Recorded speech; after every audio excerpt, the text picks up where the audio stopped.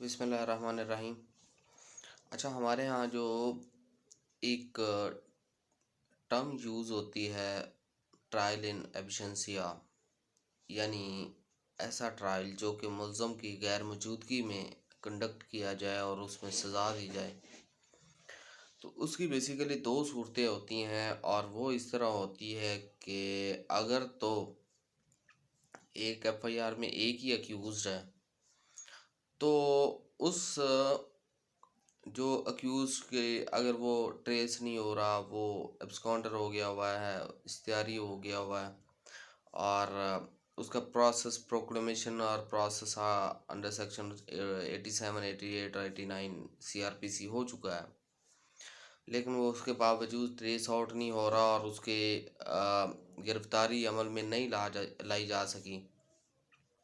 तो उसमें दो चीज़ें होती हैं कि चालान, एक तो पुलिस जब चालान जमा करवा दे 173 में, तो उसके दो सूरतें होती हैं।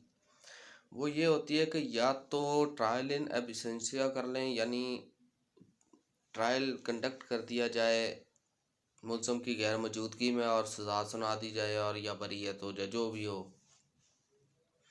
और दूसरी सूरत ये होती है कि 512 के तहत, सीआरपीसी के तहत उसको परपेचुअल जो वारंट्स है उसके जारी करके उसे छोड़ दिया जाए, उस केस को कंसाइन टू ऑफिस कर दिया जाए, जैसे दाखिल दफ्तर बोलते हैं, कर दिया जाए और जब वो गिरफ्तार हो तो उसकी ट्रायल को कंडक्ट दोबारा से शुरू किया जाए और इसे सजा दी जाए।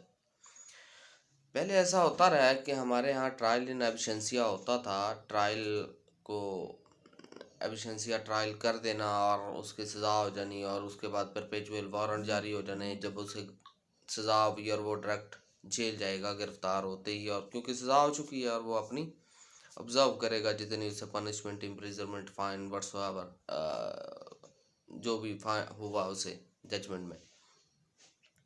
लेकिन with the passage of time ये एक चीज़ डेवलप हुई कि दोनों सूरतों में हम डिस्कस करते हैं, अभी 512 वाले में भी डिस्कस करते हैं, 512 वाला।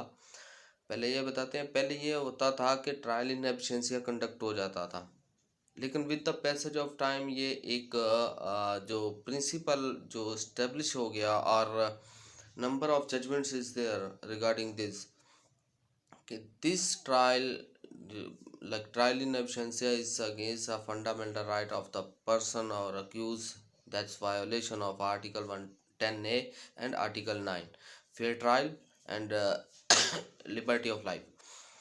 जो आर्टिकल 9 और 10A के वायोलेशन है क्लियर, और इसके बाबत हमारे यहाँ जजमेंट्स भी आती हैं, काफ़ी जजमेंट्स पड़ी हुई हैं, ठीक है। जिसके हवाले से हमारे यहाँ जो सबसे इम्पोर्टेंट जो से लिया जाता है जजमेंट को, वो है 2008 की सुप्रीम कोर्ट की SCMR है 951 है, जिसमें इस चीज़ को क्लियर कहा गया कि ये जो ट्रायल इन एब्सेंशिया है, it's violation, severe violation of fundamental right under article 9, और कुछ जजमेंट्स में आगे इसे फेयर ट्रायल का जो आर्टिकल 10A है जो कॉन्स्टिट्यूशन ऑफ पाकिस्तान का है वो ऐड किया गया। और देखा जाए तो इन माय ओपिनियन के ये वाक़ ऐसा नहीं होना चाहिए, क्योंकि ट्रायल इन एब्सेंशिया में आपके बहुत से जो अक्यूज़ के राइट हैं, जिसे आप फेवरेट चाइल्ड ऑफ लॉ कहा जाता है, वो स्लिप हो जाते हैं, जिसमें उसकी स्टेटमेंट है, जिसमें उसके डिफेंसेस हैं, जिसका उसके प्लीज़ हैं, जिसे प्ली कह लें, प्ली ऑफ अलाबाई ETC जो भी आ जाए, तो वो बहुत से राइट ऐसे हैं। हाँ, दूसरा रास्ता जो होता है वो ये होता है कि आप उसे 512 में छोड़ करके परपेचुअल वारंट जारी करें, और जब वो पकड़ा जाए उसका ट्रायल 512 CRP 152 CRPC क्या होता है बेसिकली, जब ट्रेस नहीं हो रहा था कोर्ट के थ्रू, कोर्ट जब ट्रायल चल रहा है, बंदा अब्सकॉन्ड हो गया, चाहे वो बेल पे था या नहीं था, जो 173 की रिपोर्ट या चालान आ गया हुआ है तो वो पेश नहीं हो रहा, तो इसकी ये होता है परपेचुअल वारंट जारी करके छोड़ दिया जाता है, अनलेस अनटिल के वो बंदा गिरफ्तार हो और उसका दोबारा से ट्रायल शुरू किया जाए। लेकिन इसमें एक चीज़ होती है कि जो बंदा जिसे 512 के तहत हुआ है, उसके लिए सजेशन ये होती है कि आप सबसे पहले प्री अरेस्ट फाइल करें अगर आप इश्तिहारी हो चुके हैं, और जाके बताएं कि why you are man absconded. और इसके हवाले से भी दो चार चीज़ें हैं वो हम डिस्कस करते हैं जब वो जाके प्री अरेस्ट लेता है, कंफर्मेशन हो जाती है, और वो फिर ट्रायल एज पर लॉ होता है। अब यहाँ पे दो चीज़ें आती हैं।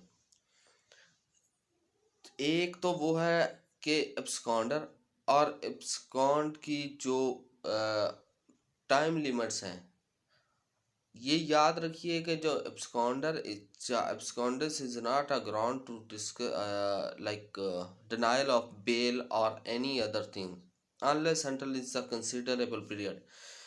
कई ऐसी जजमेंट्स में जिसमें एब्सकॉन्डिंग के 4.5 साल से ज़्यादा अगर वो इश्तिहारी रहा है तो वो उसकी प्रज्यूम किया जाएगा कि he is a guilty, that's why is avoiding from to face trial और टू फेस जस्टिस।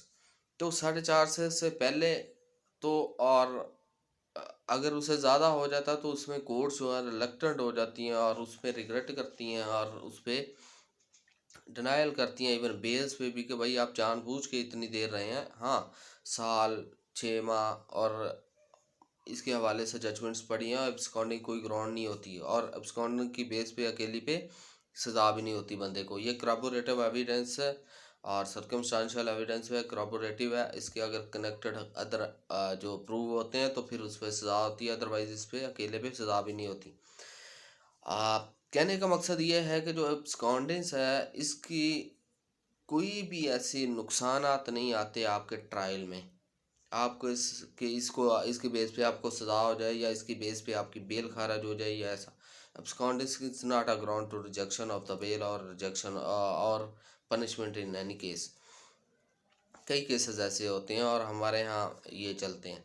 ठीक है, अब उसके ये भी देखना है कि कोर्ट्स ने डिसाइड किया हुआ है for how long absconding can be consider is not a wilful. 4.5 साल मोस्टली ये जजमेंट्स में पड़ा हुआ है। तो इससे पहले या इससे, लेकिन सर्कमस्टांशियल है। अगर इसके और कनेक्टेड आपको मिल जाते हैं एविडेंसेस इसकी गिल्ट के, तो then you can be punished. तो ये नहीं होता। अब हमारे यहाँ तो ये अक्सर देखा जाता है कि झूठे मुकदमों में बहुत से लोगों को इन्वॉल्व किया जाता है, जिसके जो इज़्ज़तदार भी हों, जिनके मामलात हों, जिनके बेस पे कोई गरज लेने के लिए उसे नामजद किया जाता है, तो वो इज़्ज़त बचाने के लिए एब्सकॉन्ड कर देता है आउट ऑफ कंट्री व्हाटसोएवर। इसलिए कोर्ट ने इस चीज़ को थोड़ा लीनियंट व्यू रखता है इससे कि भाई ये अक्सर होता है कि 2 नंबर एफआईआर्स की बेस पे लोगों की इज्जतों को उछाला जाता है, जिसकी बेस पे ये होता है। तो हमने जो डिस्कस किया है वो ये एब्सकॉन्डेंस का, और उसके बाद आपका आ जाता है जो इसका टाइम पीरियड है। ठीक है, और उसका ट्रायल पे क्या इफ़ेक्ट होता है। तो बेसिकली एब्सकॉन्डिंग का ट्रायल से कोई लेना देना नहीं होता। ठीक है, और अगर बाकी चीज़ों में वो बरी है तो एब्सकॉन्डिंग उसके दरमियान में नहीं, हर्डल नहीं आएगी उसकी बरीयत के। और दूसरी चीज़ हमने जो डिस्कस की है वो ट्रायल इन एब्सेंशिया है। तो trial in absentia basically is connected with the एब्सकॉन्डस होगी तो एब्सकॉन्डर होगा बंदा तो ही ट्रायल एब्सेंशिया आएगा। कि वो ट्रायल में वो एब्सकॉन्ड हो गया और वो अवेलेबल नहीं है तो उसकी ट्रायल इन एब्सेंशिया है। तो दो कनेक्टेड मैटर में तो ये ऐसी चीज़ है। और ये देखें, ट्रायल इन एब्सेंशिया अब नहीं होता, against a violation of fundamental right है। और दूसरा, abscondence is not a ground to reject the bail और to punish in any trial whatsoever. तो ये लोगों में ये होता कि भाई इतने अरसा इश्तिहारी रहा तो अब क्या होगा। तो कुछ नहीं होता। आप अगर फेस करना चाहते हैं तो एज़ पर लॉ आके फेस करें। एब्सकॉन्डिंग की बेस पे आपको सज़ा नहीं होने वाली, एब्सकॉन्डिंग की बेस पे आपको आपकी बेल रिजेक्ट नहीं होने वाली। ये क्लियर एंड पेट रूल है। ठीक है, कई लोगों को इस चीज़ का वहाम है। तो बाकी इंशाल्लाह नेक्स्ट फिर किसी टॉपिक के साथ हाज़िर होंगे, तब तक के लिए अल्लाह।